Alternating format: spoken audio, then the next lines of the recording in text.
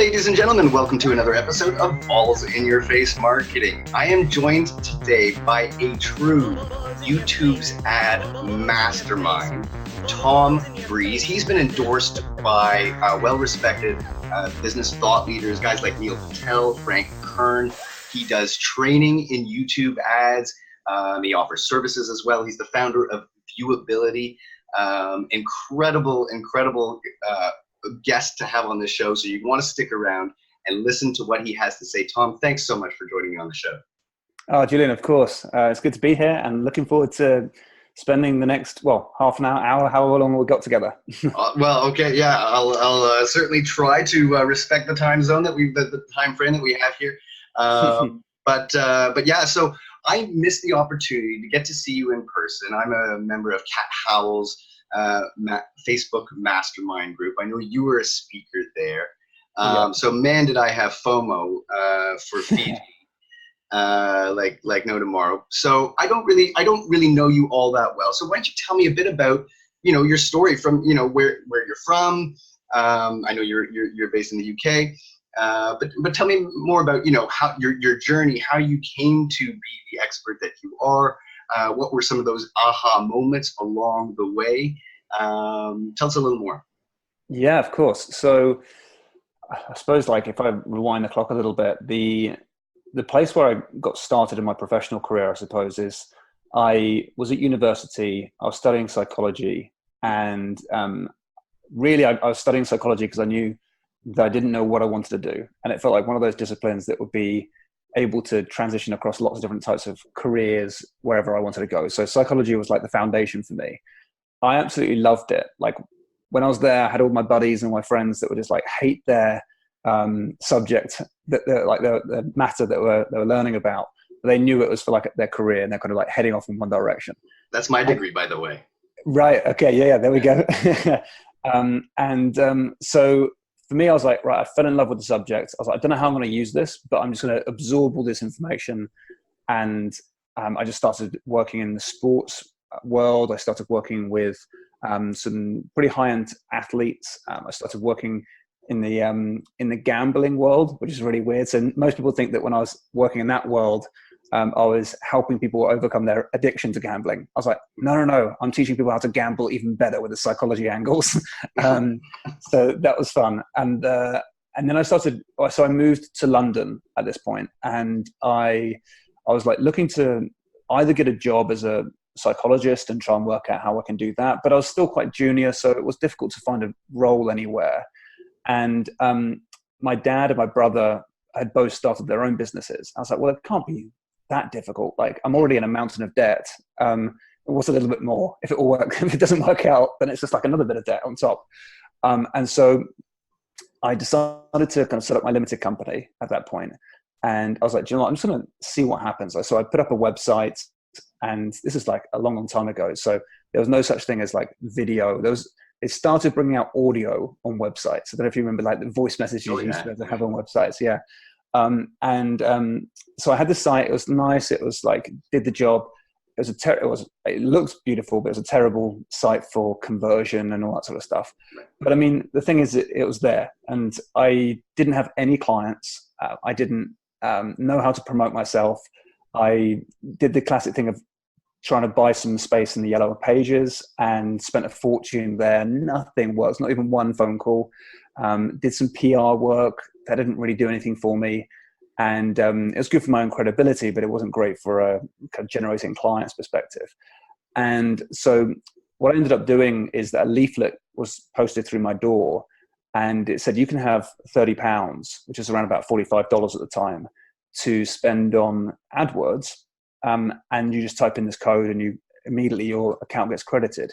I was okay, that's what have I got to lose? I'm not busy, and I might as well try and learn this AdWords thing whilst they've given me a little voucher to get on with it. And so I spent my £30, and I immediately got 2 phone calls that turned into clients. Now, my site was pretty simple, right? So all it was just a bit of a brochure website with a contact form and a telephone number. And so these 2 leads came through, and all I was doing was basically saying, well, at the time I decided to focus in on public speaking fears, because I knew I was pretty good at that stuff, helping people feel more confident and then can go and present in stage, or at a wedding, or whatever it might be that they're doing, a meeting or presentation at work. And so I had these 2 leads that came through, picked them up on the phone, chatted to them. They both bought up my package, which is a one-to-one service for £240 at the time, which is about $400 or so. Yeah. I was like, hang on a second, I've just made $800 from like $45 investment of ads. I was like, I can live with that. That'll work for me. Right. And so then I was like, right, well, the money had already gone to my bank because I'd taken the payment over the credit card over the phone. And I started to invest that money into my ads again. So I spent another £30. And I think I got another customer. I just kept on spending more and more £30 to generate more and more customers. I was like, this thing's working. And the website was converting at around about 7%, which was, at the time, I was like, I didn't really know what that even meant. But I was like, okay, cool. All I know is I'm spending money and I'm getting phone calls and people are booking in and paying me money. And like, luckily I trained well and I could help people with their anxieties and their fears. It was a bad business model because by the very nature of my business model, if I'm good at my job, it means they never return because I get rid of their anxiety and they're like, great, I'm off. And so didn't have a repeat buyer or anything like that. By the very nature of it, if I had a repeat buyer, then I wouldn't have a business. Yeah. I wouldn't be very good at what I did. So yeah, that kind of got me into the advertising world a little bit. I didn't know what I was doing at that time. But then I looked at this other company where I saw this guy speaking on stage, and he was talking about how he had built his public speaking training company. I was like, that's really interesting. There's not too much of a jump for me to move from anxiety to actually teach people how to speak in public. And so I was watching him and I was like, do you know what? I'd really love to, I just grabbed him at the end of the conference. I was like, I'd really love to kind of pick your brain and see how I could grow my company. And he looked at my site and he was like, on your website. And I was like, okay, that was like the new thing, right? To put on your site. And I was like, you know, I think I can do one better. I'm going to try and do a video on my site because YouTube was just starting to get a bit more popular at this stage. So I went home and I got my parents' camcorder. I did a video to the camcorder. It was about 7 minutes in length. It was a terrible video when I look back now, but it did the job at the time. And my conversion rate on the website jumped from 7% to 22% overnight. I just remember I had so many more leads coming through from the same ad spend. And I was like, okay, well, this video thing seems to be working pretty well. And so then I had like this advertising, like on Google kind of search traffic, pointed my traffic straight through to this page that just had a contact form. I was like, keep it simple, nothing crazy going on here. And I was just booking in clients left, right, and center. And at the time, I was like, do you know what? I'm making loads of money. I was like, this is great. And I'm helping a lot of people. So it was working really well. I had no idea about how to grow a business. I was just more like, I'm busy. It's like a freelancer's dream, really, more than anything else. And so I started kind of getting a bigger office and all that sort of stuff up in London and things. And that was kind of like my business for quite a few years, and just ran the whole thing with Google Ads. But then I started working with people, and they were kind of seeing my videos on my site, and they were like, well, how do you do that? I would love to be able to do a video on my site, like if I got an entrepreneur type client. I said, oh, we can do that. Let's do it in this session. So I used to film them and give them a script and teach them how to do this. And they put it on their own websites and saw similar results. And so we just kept them doing more and more of this sort of work. And I realized the video stuff that I was doing was so much more valuable for people than the public speaking stuff. So that kind of moved me into that direction. And then I started helping people promote their videos through SEO. And that kind of moved us into a new area. Like I say us, it was myself and my team, where we'd film videos for clients and then help them get those videos ranked on Google and YouTube. And we were doing ridiculously well at that. Like I didn't know much about SEO, but I had a really, really good team about doing everything they needed to do. And we had some videos ranking on Google and YouTube for some big keywords. And we were like now charging a monthly fee for that service. And it was hard work, but it was doing really well. And then Google just changed things overnight. Not only did the ad platform make some big wholesale decisions to say, you can't advertise in certain ways, which is like pointing traffic straight through to a page that had a contact form on it, which is crazy. That was a Google slap, they called it at the time. And then with the SEO world as well, this is about a year later, they started introducing the panda and the penguin and the hummingbird updates. And that just screwed over the SEO world. And so all these rankings started dropping. And I was panicking at this point because I had a lot of clients paying us good money, had a team, had an office, had all this sort of stuff. It sounds like you know. I'm experiencing a repeat of that almost right now. On Facebook, is it? No, on YouTube. Oh, on YouTube. Oh, interesting. Okay. Yeah.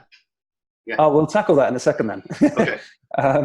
But then, yeah. So what ended up happening is that one of my clients it was this guy, the speaker that I saw on stage. I started running some of his ads. Started running some of his SEO. We lost the rankings for him. And I was immediately like, I've got to do something, because this is like my mentor. This is like my guy that kind of helps me get into business and think about things in a different way. And so I spent my own money on advertising one of his videos. So I've got almost going back to the good old days of Google Ads, but starting to use a video to do it. Mm-hmm. And it was clunky and it was difficult. And YouTube at that time was not a great platform to be advertising on. But I worked out how to do it. And I started sending traffic through. I said, look, client, we've lost the rankings, unfortunately. I don't think we're going to be able to get it back, not without a huge amount of work, and that's going to be difficult. But you haven't lost the traffic, I don't think, because I'm sending you some ads traffic now, and that seems to be performing pretty well for you, I think. But let me know like how they're performing. And I was like, oh yeah, we've had a real pickup in conversion rate recently. I was like, oh, that's good. And he was like, yeah, this is amazing. How much do I need to pay you for this stuff? I was like, I don't know. How much is it worth to you? And he's like, I'll give you like, what, $10 a lead? I was like, okay, yeah, cool. That works for us. And I knew that he was making a lot more than $10. He was like 5xing, 6xing on his ad spend. But on that $10 that he was paying us. But for me, I was like, well, I'm getting it for like $6 or $7 per lead. And so for every $6 I was spending, I was getting 10 from the client. Right. And it just built this relationship where I was making a lot of money. I didn't need so much of a big team any longer, because there wasn't so much SEO work going on. And I started just to grow it. And it was kind of back to me and a couple of people in the team. And we were basically just running, like creating ads for clients. I'll go and film them and get the script right and everything like that. And then we'll post it onto YouTube and start running the ads. And it just works really, really well for us. So we kind of got in early. It's much more kind of comprehensive now with how you advertise on YouTube. But it was simple at the time. It worked really, really well.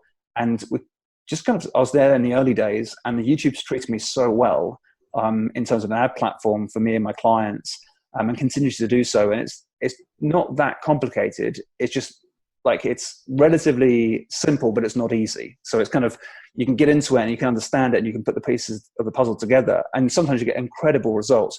Most of the time you get very, very good results, and it needs tweaking and things.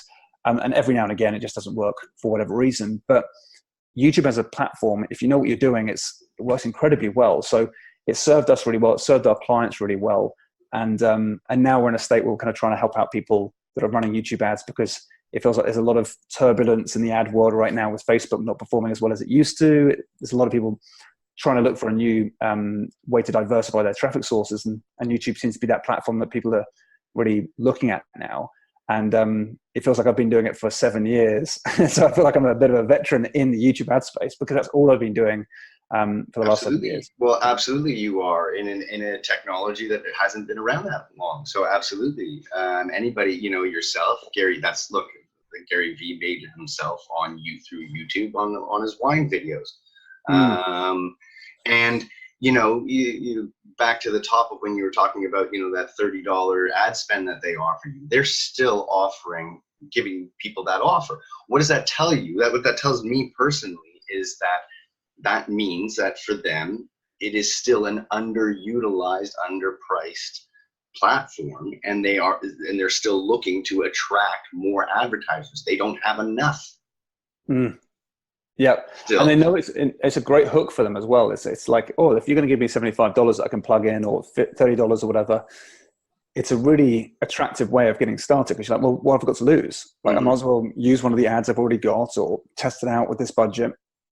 And it's but you, like Google and YouTube, are taking this really, really seriously, because they know that the opportunity that's there, it's not quite as easy to get results really, really quickly. But when you create a really good ad and you know how to target your audience, and you know your audience already on YouTube, it does make life very easy. And I say very easy, very simple to run sort of accounts like that.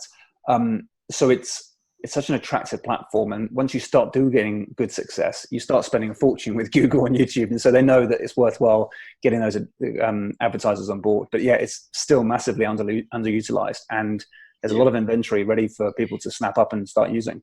I still think it's early days, and I mean, and still, I mean, the percentage of content that people are consuming that is video still continues to rise. I mean, I think north of 70%, in the range of 80% now of what content gets consumed online is video. So yeah, I mean, I really do think it's early days. I want to take a quick step back to one point in the story that did get cut off there just before, that spike that you were talking about from the conversion on your website from 7 to 22%. You were speaking to some gentleman. What did he say to you?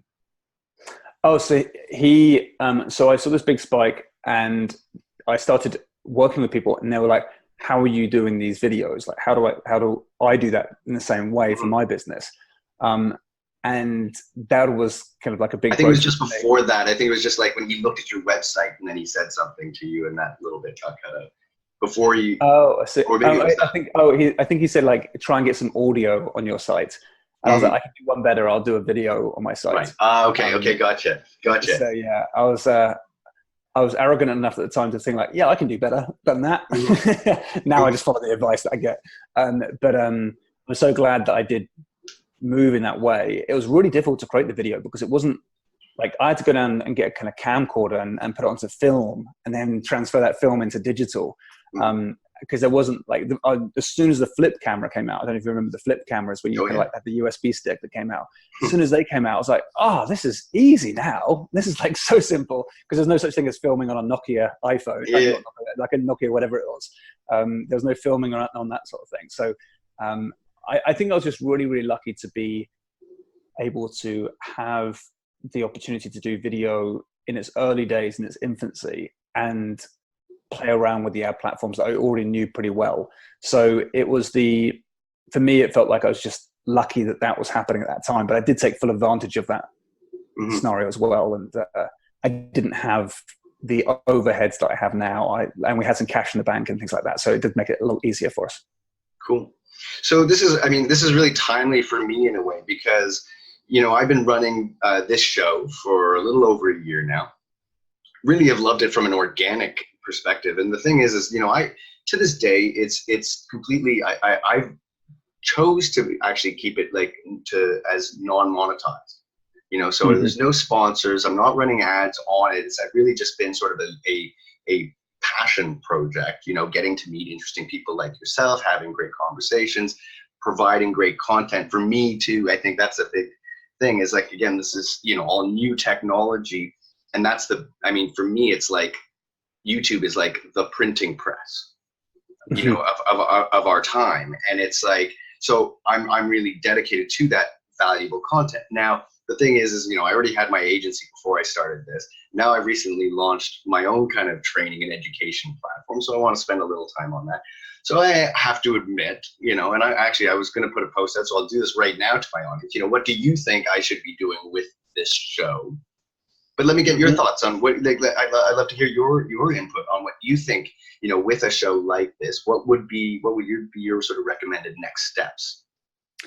I would think of a vehicle off the back of this show to generate business that you want off the back of this. So it's a bit like a book or a free content in any way, shape or form. It's that way for people to get to really know you and see your credibility and your authority in the space. And so I feel like with any content like this, we don't do a huge amount of content because we're ad buyers. So we create ads and we run those for the business. But I would say that I've always thought about different ways of creating content so that there's always a call to action that feels very, very natural to have. So something that we have built in the past and we're building again is a diagnosis tool. So we're going to have the sort of thing when we say, hey, look, if you're wanting to run YouTube ads and either you don't know if to get into it or not, if it's going to be right for your business, or if you're in the early days and you need to get help out, or you're running really big accounts and you want to optimize and scale, we have a diagnosis tool to help you make decisions. So we'll ask you a few questions, and it can go on to 20 questions sometimes, but we'll ask you a few questions. We'll be able to identify exactly what potential areas you have for opportunities, and also where you can scale and what your next steps should be. And so you're just providing much more specific advice based on people's decisions. So it's almost like a decision tree and a tool that people can use. and you'll provide, and what you're doing there is you're building a really, really good connection with people, because you can actually provide them really expert advice. And at the end of that, you're like, okay, cool. Hopefully that was really, really useful. Now, if you like that stuff, you're going to love what I've got for you next. So that's where you push people through to your online trainings or your consultancy or whatever it might be. So if it was low end, you could just sell it straight off the bat. If it's slightly higher end, you might have like some sort of video training or a VSL or a webinar, for example. Or if it's high end, you might get them to book in a call and have a one-to-one consultation to then sell them that way. But I would always like look at any free content purely as a way to drive people from that free stuff through to a very useful next step that's more of a call to action to generate that lead that you can build a relationship with. So if that vehicle, your podcast, is achieving that, or the show is achieving that, and it's doing it very, very well, then amazing. I would say that that's kind of like the way to do it. And you don't necessarily need to have sponsors or anything like that, because you'll just be able to know, like, every listener or every viewer that you have, you'll be able to start calculating to say, well, it's worth this much to me. And then you know how far to grow it. And if you want to promote it and scale it, you'll know what those numbers should look like. Right. And yeah, it's funny because I would say that it has served me very well in that regard. And I've never, and to this day, exactly, I still don't really think about it transactionally in that regard. I'm not so focused on what is that end result. What I do know is just through experience that, you know, it has provided a degree of exposure, and it has created opportunities that without a doubt would not have existed. I would say actually more like where the show has probably been, where I've had the audience that has been the most genuinely engaged audience has been on LinkedIn. And, you know, like, you know, I think again with you, like, I mean, I know you're active again, like you talk with people like Kat and stuff like that. So you're also active on Facebook. And this is something that I advocate, you know, I see a lot of sort of younger marketers coming in, and they do want to niche down, and that's important. But I think it's also important for people to realize that, you know, these, again, you and I, like yourself, you know, I was around before, you know, when websites were nothing, when they just had that little audio thing, when there were no metrics of conversion. People didn't, you had to almost convince businesses that they needed it, because they were like, what is this? It's like an online business card? I don't get it. When do I send my letter to someone? Yeah. Yeah, exactly. Like it was right. So things have changed so quickly, but I mean, and that's the thing, is that they are likely to continue to change. So, you know, for me, I think it's important to be as omnipresent as one can, you know, on Instagram, on Google, you know, doing Google ads, doing Facebook ads. I'm not saying that I'm the master of all by, you know, I certainly can't myself, but it's sort of like, I kind of like, you know, work on a few, all of them at the same time, slightly, with extra emphasis on one or the other at a given time. Yeah, well, I mean, the great thing is with this as well, with this vehicle, you've got kind of podcast or video episodes like we're going to have on this one, for example. You could kind of cut those up and use them in different ways, and put them onto channels, and put them onto, and so like keyword them up, SEO them up, and all this sort of stuff. But it builds your authority, builds your positioning like really, really well, but also all the other benefits as well, like the opportunities you get. So now that we have this relationship, as you said, we didn't really know each other that well before, but now we're having this conversation. If you ever to reach out in future and be like, hey, I really need like a hand with something or whatever, or can you just have a quick look at this for me? You get that kind of network benefit from that. Like, yeah, there's tons. Yeah, exactly. And so you got all those big opportunities, and I can think of like people that would love to come on this show and that type of thing, who would be very good for you as well. So there's all those kind of like it's so many different benefits that I don't really know too much about, because I just run ads all day on YouTube, but there is that kind of big opportunity there as well, and things like speaking gigs and that type of thing, if that's something of interest, for sure. Oh, that is actually, and that's a perfect example. I've acquired some speaking engagements. In fact, it's really through the show that I've learned a sort of similar passion of just a love to teach and help people. And so exactly, so I've been taking on more speaking engagements and so forth from it, and really appreciate it. You know, exactly the opportunity and the platform. And like you said, like there's just there have been so many wonderful benefits. So, you know, I know that you run a 75-minute masterclass in all of this stuff, but what's the sort of Cole's Notes version, the rundown, the kind of essential recipe, things that people should really kind of keep top in mind as their sort of secret recipe strategy if they want to tackle YouTube ads themselves? Yeah, you have to ask that question again because it cut out just a second. I just want to make sure I get the right question. Oh, okay. So yeah, I just wanted to get your sort of secret sauce, your recipe. I know you, like I said, that you run a 75-minute masterclass in this stuff. So, but what's the Cole's Notes version of of anybody who wants to tackle this by themselves? The secret sauce. Got it. Okay, perfect. Yeah. So the first phase for YouTube advertising, if you're kind of brand new to YouTube advertising, the way to look at it is to say, let's start off with like the most granular way you can get in front of your customers in the right way. So there's a thing called placement targeting, which is where you basically choose the videos you want your video to appear in front of. And you literally choose the URL by URL. Placement targeting is a beautiful thing because you can say, right, what are my customers going to be looking for, where I can intercept them with my message. They're going to be really ready to hear that message. So let's say, for example, give me any business that you think would have an audience, and I would play around with that. Skincare. Okay, perfect. Yeah. And I would probably go a little bit deeper than that. So is there a type of skincare? Like, are we fixing? Or devices for removals or whatever, like laser treatments or plasmatology now or something. Got it. Okay, cool. Well, it's okay. I'll tell you what, we'll go with something I saw on Instagram the other day, which is like a blackhead remover e-commerce product type thing. I saw it, I was like, it was gross because it was like sucking out all the blackheads from people's skin and things like that. I was like, that's gross, but it's also like ridiculously engaging. Like, you've got to watch it. Some people love that. Some people love it. Right. Yeah, you're probably gonna have a mix of people that are just loving it for the watching it. Oh yeah. Wanting the product. So it's like a vacuum suction thing that holds onto the skin and sucks it all away and things. It's fascinating. But so with that type of thing, then you'd be like, right, well, what are customers typing in for this? What would they be going to YouTube for? And YouTube is built up of people that are looking for a bit more knowledge on stuff.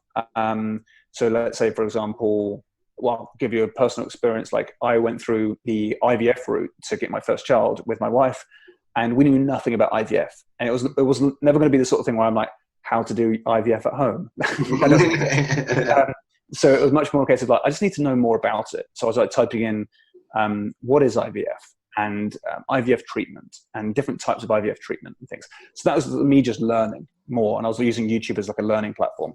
Then you have people that go into YouTube because they want to do something. Like, I want to kind of fix this problem. I want to learn how to, like a tutorial on this, that, and the other, how to fix my car, how to use this piece of software, whatever it might be. So it's like walkthroughs and that type of thing. And then you also have people that go into YouTube because they're reviewing products and services, and you're kind of like, might be thinking, should I buy this one or should I buy this one? What do other people say about these products? And or are there other products out there? So it's like this one versus this one, all that sort of stuff. And that gets very, very granular. Like, we work in the mountain bike niche, and in that space, there's like, I don't know, you can type in, it's called like the main part of the bike, it's called the drivetrain of a mountain bike. And the drivetrain, you get like certain makes of them, and you get like a GX001, and then you get a GX01, and then you get a GXX, I think it is, or X01 or something like this. All these different model types. If you type in those things into YouTube, there's millions of views per video on that type of content because people are doing their shopping. They're like, which one should I buy? And these are really expensive bits of kit. And so you just know there's like an avid audience who are really close to making a purchase decision on those sorts of keywords. So first thing is to like work out what you think your customers will be typing in. If you're not fixing a problem on YouTube, it's a lot harder. So as entrepreneurs, as business owners, we normally create products and services that like help people and fix their problems. And that's kind of where we're at. Sometimes if you're selling like luxury things, so it might be like a luxury car or a luxury watch or yacht or something along those lines, that's a little bit more difficult to sell. But if it's like things like heavy machinery or that type of thing, YouTube's probably not your platform. If it's luxury stuff, you can still make it work, but you've got to think about what problem you're solving with that luxury item. So let's say, for example, you've got a watch and it might look luxury, but it's actually a cheaper version. Then really what you're doing is you're solving people's status problem. They want to look like this. They want to have a watch that everyone comments on, but they can't afford it just yet. And so this might be the solution to that. That's actually fixing a problem. Even though it might be positioned as a luxury item, it's actually fixing a problem. So that's a bit of a caveat, but really what you're doing is you're saying, right, what problem are you fixing that people are actually looking for help with? How to do this, how to fix that. Well, with the products we're talking about, with the blackhead remover vacuum thing, you might say like how to remove blackheads, or how to clear up my skin, or how to overcome acne, or yeah, exactly, yeah, right, how to get a cleaner complexion or something along those lines.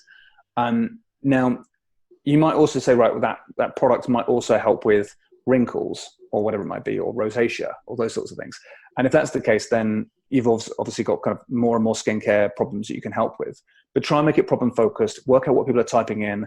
And then what you can do is just look at all those videos that are super, super relevant to that search term, and say, now you can basically go through the videos and say, which one of those would I like my ad to appear in front of? And that's where you get started. Later on, you can do to all the other different types of targeting, like keyword targeting. You can do custom intent type targeting, where you're building audiences based on people's search history, all this type of stuff. But start with placements. That's like a killer place to start, because what you will find is that, let's say, for example, you can use software for this as well. So Adzula is a great piece of software where you can grab loads and loads of placements for relevant keywords really, really quickly. And so you might grab like 1,000 placements for like how to get rid of blackheads, for example. And you might have like 1,000 of these placements, all super relevant. And then what you do is from those 1,000, as you scroll through them, you might remove a couple hundred or something along those lines. So you end up with 800 placements that are super relevant. You plug them all into your campaign, and now your ad will run in front of traffic that are people looking up these videos and wanting to watch these videos. So your ad will appear in front of it. Right. And it can't get better than that, because you're saying this is exactly what they're looking at right at this moment in time. And you even can choose how much you want to bid on being in front of people. And if a video isn't working, or one of those 800 videos that you've now got in your account isn't working, you just pause it. It's as simple as that. You just say, no, I don't want to run on that video anymore because it doesn't seem to be working. But some of them work incredibly well. And you're like, great, this is perfect. So then you find that audience, you know they're kind of looking at those videos, and now it's time to create your video ad. And at that point, what you really want to do is start off by working out what your claim is. Like, what are you claiming your product does? Like, what does it actually, if you know what the problem is, does it fix that problem? And if it does, tell them that. And how long does it take? Now with the blackhead thing, it's going to be like instantaneous, blackhead's gone, right? And it's like you can see it. You can see like a demonstration of people saying like this will remove your blackheads as soon as you have this product. That day you will have no blackheads that day, sort of thing. It's okay, that sounds cool. As soon as this arrives on my doorstep, I can use this. And it gets rid of all your blackheads immediately. I'm just saying these words all the time. Is I'm hearing myself say. You're gonna start calling up these companies right after this call. Yeah, exactly. Yeah. So then you're like, okay, well, with your products, you either want to do a demonstration. You can do a demonstration in 3 different ways. You can do it based on like live demonstration of the video camera watching the machine at work type thing. That's one way. It could be a coffee machine. It could be this blackhead remover thing. It could be anything. If it's like visually able to see the results immediately, then do that one. You can do it another way where you do a case study. So that might be the sort of thing where you say, this is my service, and look at this person who's put these things into action and got the result that testimonial. Yeah. It's like, well, okay, so try and make it a story of one person, like a case study of one person. Okay. I'll come back to testimonials in a second. So those 2 work really well. So immediate demonstration, a case study, and you could also do the sort of thing where it's like a bit of a man on the street type scenario, where you can take your product into a space where it's proving its claim out. So let's say, for example, you had some gym equipment that was meant to be the strongest, most durable gym equipment out there, or something along those lines.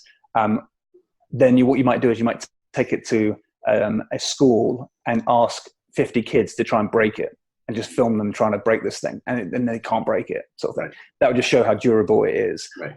Or if it's the easiest gym equipment to put together ever, like as soon as it arrives on your doorstep, it's really easy.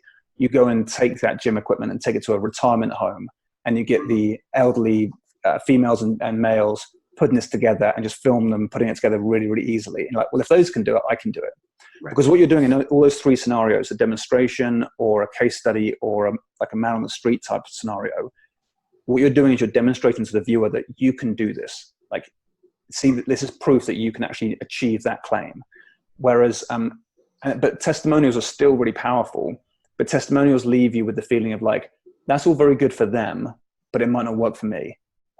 So testimonials are great for building up that kind of like the proof that like this has worked for people. This thing works, but it doesn't tackle the will this work for me? I don't believe in my own self. That's the truth that happens with a lot of people, is that they believe that a product works, but they'll believe there's something wrong with them. They can't do it.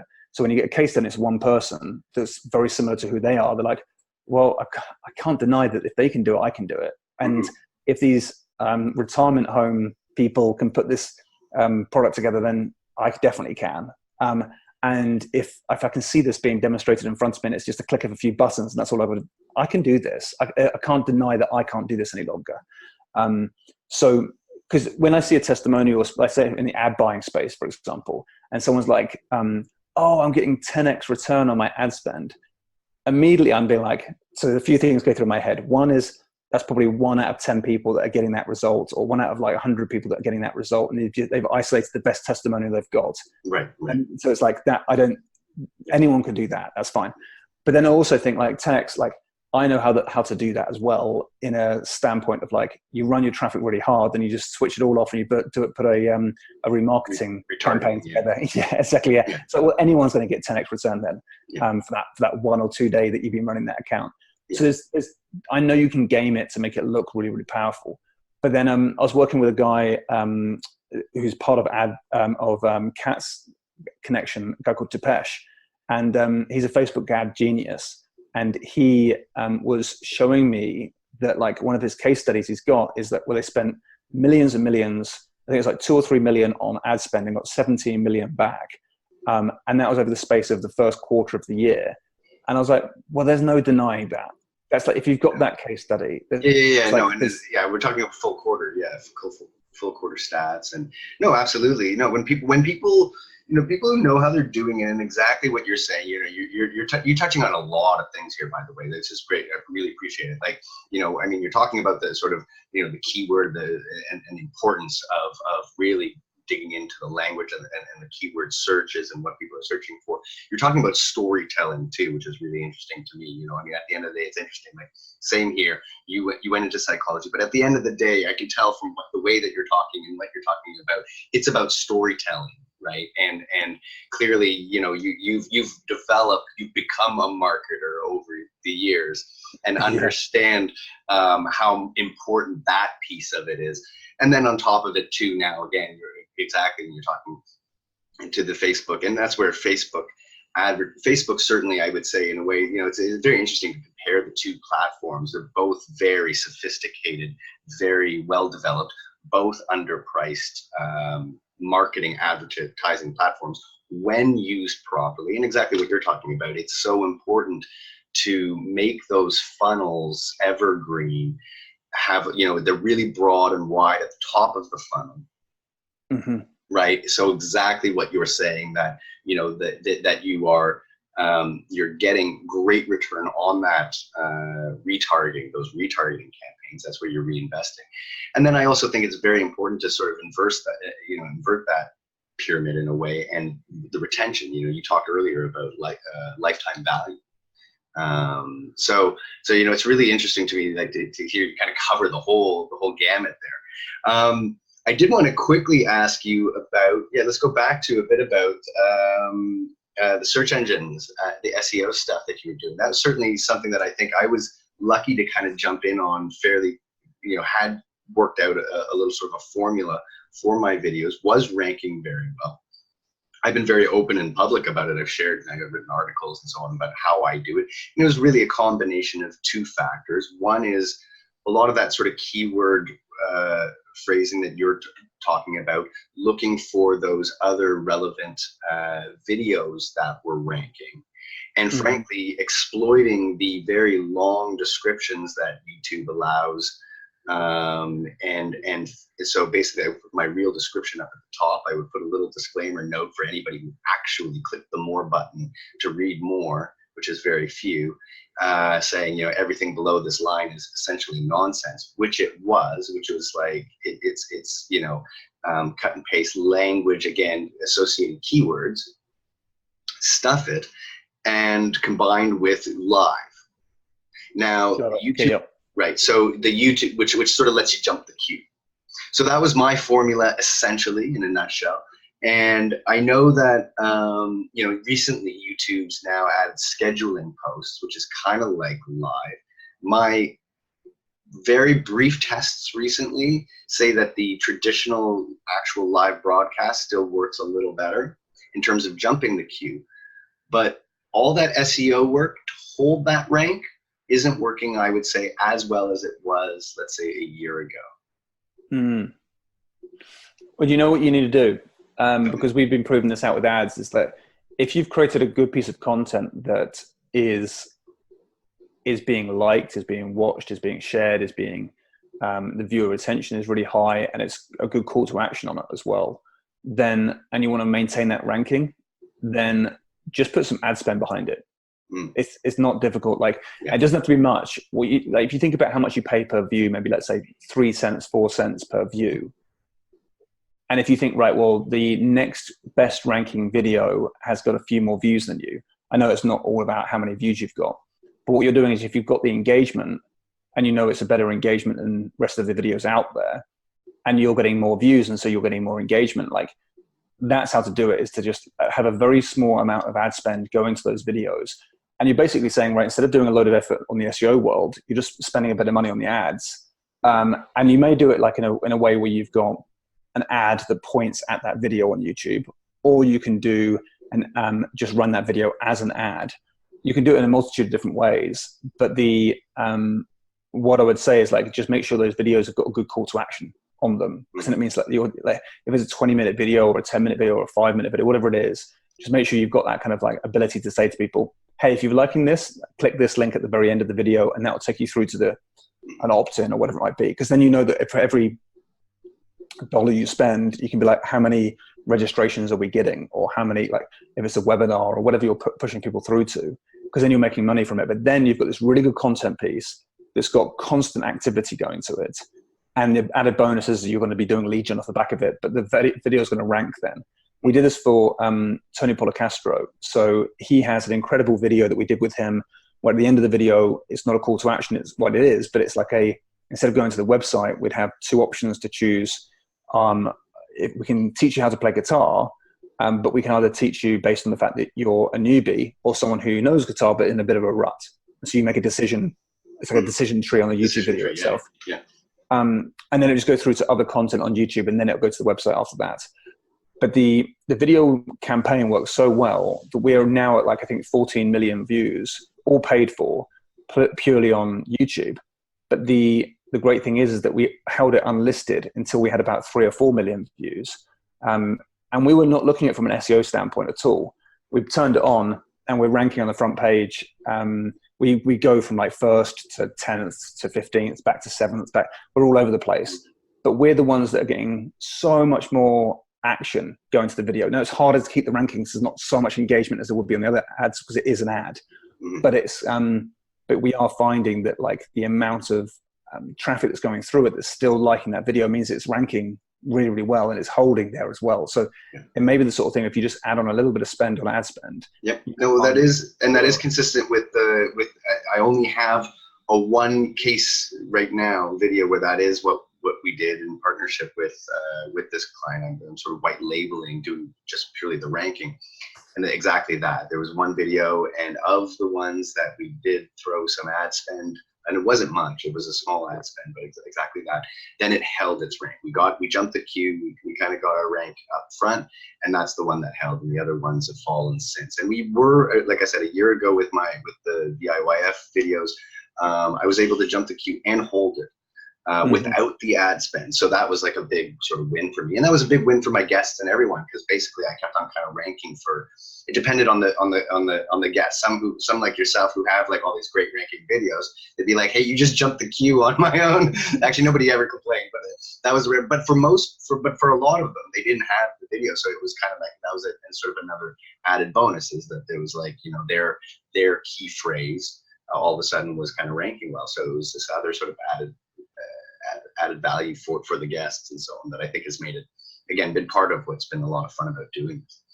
Yeah, the good thing about that as well is that when you're spending money on ad spend and you do it for several keywords or several placements and things, you'll get to see what converts really well, what keywords, what placements work really well for you.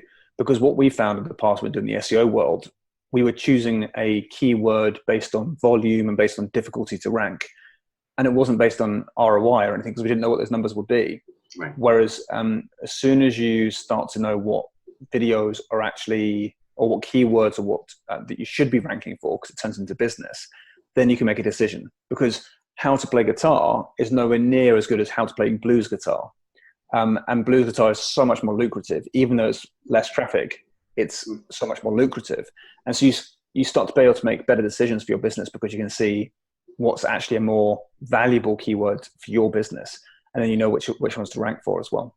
Yeah, man, it's amazing, because like for me, you know, I've been doing the marketing stuff for 20 years, over 20 years now, right? So I was doing it before, when the metrics were like nothing. It was just impressions, reach. People were doing direct mail. I never did quite that stuff, where you maybe would get some a clear understanding of what's converting, what's working and stuff, but nothing on the level that you were talking about, that we get to talk about today, about this whole sort of rinse and repeat, that you get to sort of, you run it, you see it, you test the numbers, you see what's converting, what people are responding, and you refine it and just kind of go through it. So man, this has been really helpful and really exciting for me to get a chance to meet you.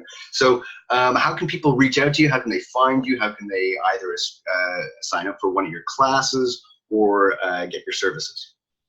So the places to go, if people are looking to learn how to run YouTube ads for themselves, or if they are looking to potentially run YouTube ads for clients, if you already have clients you're doing some marketing for, etc., then we have a lot of that sort of training on tombreeze.com. So that's tombreeze.com.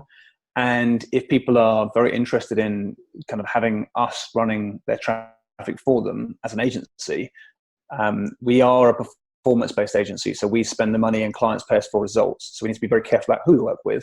But if people want to apply, then they go to viewability.co.uk.